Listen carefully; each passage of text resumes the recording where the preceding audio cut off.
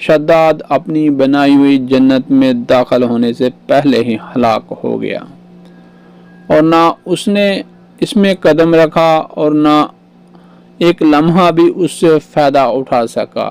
اللہ تعالیٰ نے قوم عاد کو بعد ازاں تیز و تندر آندھی سے ہلاک کر دیا اور ان کی بستیوں کو ریت کے نیچے دفن کر دیا۔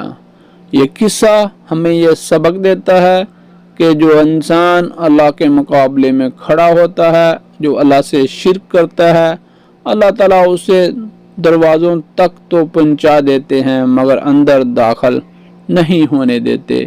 اصل جنت سونے کی محل نہیں بلکہ اللہ تعالیٰ کی اطاعت ہے اور اصل طاقت اللہ تعالیٰ کی ہی ہے۔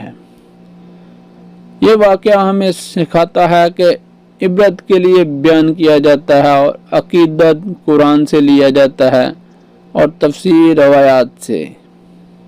یہ واقعہ ہمیں سکھاتا ہے کہ انسان تو انسان ہی ہے اور اللہ کی لاٹھی بے آواز ہے، اور عبرت کا انجام اور غرور کا انجام ہمیشہ برا ہی ہوتا ہے۔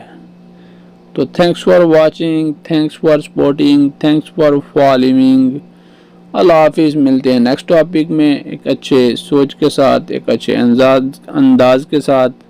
تب تک کے لیے اپنی اور اپنی فیملی کا خیال رکھیے گا۔ اللہ حافظ۔